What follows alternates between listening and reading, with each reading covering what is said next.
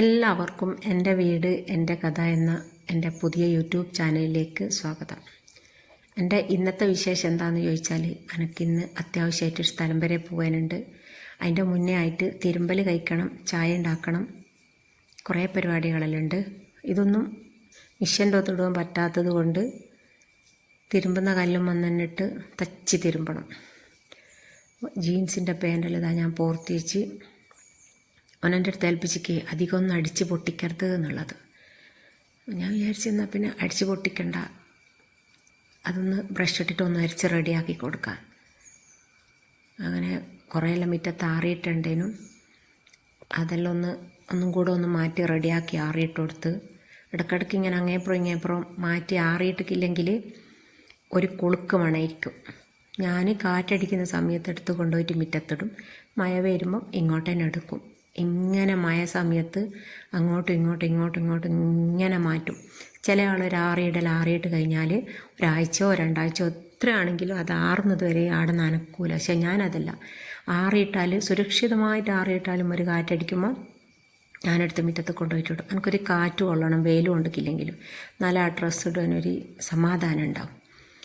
അങ്ങനെ ആറിയിടലും കാര്യങ്ങളെല്ലാം കഴിഞ്ഞ് ഇനി അടുത്ത പരിപാടി ചായ ഉണ്ടാക്കലാണ്. അതിന് ചായ ഉണ്ടാക്കുന്നതിന് ഞാൻ പച്ചക്കറിയെല്ലാം എടുത്ത് റെഡിയാക്കി വെച്ചിട്ടുണ്ട്. ഉരുളക്കിഴങ്ങ്, ക്യാരറ്റ്, ഉള്ളി, പച്ചമുളക്, തക്കാളി, ഇഞ്ചി ഇതെല്ലാം നല്ലോണം കട്ട് ചെയ്ത് അവിടെ വെച്ചിട്ടുണ്ട്. ഇനി ഒരു പാൻ അടുപ്പത്ത് വെച്ച് അതിലേക്ക് വെളിച്ചെണ്ണ ഒഴിച്ച് കൊടുത്ത് അതിലേക്ക് ഈ കട്ട് ചെയ്ത് വെച്ച ഉള്ളി എല്ലാം ഇട്ട് കൊടുക്കട്ടെ. ഉള്ളി കുറച്ച് വാടി വന്നേരം പിന്നെ ഉരുളക്കിഴങ്ങ്, തക്കാളി, ക്യാരറ്റ് അതെല്ലാം അതും നന്നായിട്ട് ഇട്ട് കൊടുത്ത് നല്ലോണം അത് ഉപ്പെല്ലിട്ട് കുറച്ച് സമയം ഒന്ന് വാടി വന്നേരം പിന്നെ അതിലേക്കുള്ള മസാല എല്ലാം ഇട്ട് കൊടുത്ത് മുളക്, മഞ്ഞൾ, മല്ലി, കുറച്ച് ഗരം മസാലയും കൂടി ഇട്ട് കൊടുത്തിട്ടുണ്ട്. അതിതാ നല്ലോണം ഒന്ന് മിക്സായി.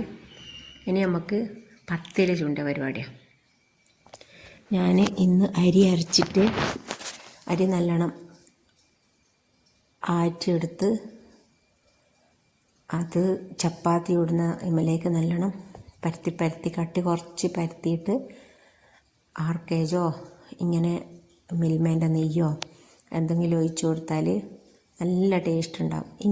ഇങ്ങനത്തെ ഒരു കറിക്ക് ഒരു മാച്ച് ചെയ്യുന്നൊരു പത്തിലായത്. അപ്പോൾ അതാടുന്നൊരു സൈഡിൽ നിന്നാകുന്നുണ്ട്. പിന്നെ ഈന് ഞാൻ എന്താക്കി കുറച്ച് തേങ്ങ ഒഴിച്ചു കൊടുത്ത് പിന്നെ അതിലേക്ക് കറിവേപ്പില ഇട്ട് കൊടുക്കുന്നുണ്ട്. അങ്ങനെ ആ പത്തിൽ റെഡിയായ പിന്നെ ഞാൻ എന്താക്കി കുറച്ച് ദോശ ഇടാമെന്ന് വിചാരിച്ച് പിന്നെ കുറച്ച് ദോശ ഇട്ട് കൊടുത്ത്. ഇനി ചായയും കുടിച്ച് നമുക്ക് പോകേണ്ട സ്ഥലത്തേക്ക് പോന്ന പർദ്ദയിലിട്ട് ഞാൻ പോകുന്നതെന്ന് വെച്ചാൽ ഒരു ഹജ്ജിന് പോയിട്ട് വന്നിടത്തിലേക്കാണ് ഞാൻ പോകുന്നത്.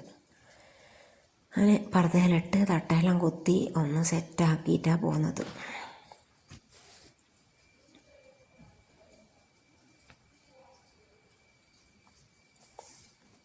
അതിലിടക്ക് ബാക്കിയുള്ള അടിക്കലും കഴുകലും വൃത്തിയാക്കലും അതെല്ലാം അതും കഴിച്ചിക്ക്. അപ്പം എല്ലാം കൂടെ വീഡിയോയിലിട്ടിട്ട് ലെങ്ത്ത് കൂട്ടി നിങ്ങളെ ബോറടിപ്പിക്കുന്നില്ല എന്ന് വിചാരിച്ചിട്ടാണ് അതൊന്നും കാണിക്കാണ്ടുന്നത്. കാരണം ഞാനിപ്പം തുടങ്ങിയ ചാനലാണ്. കുറേ മിനിറ്റ് ഇട്ടിട്ട് നിങ്ങൾക്ക് ബോറടിക്കണ്ട, കുറച്ച് കണ്ടിട്ട് നിങ്ങൾക്ക് ആ ഒരു വീഡിയോനോടൊരു ഇഷ്ടം തോന്നുകയാണെങ്കിൽ വലിയൊരു കാര്യമല്ലേ.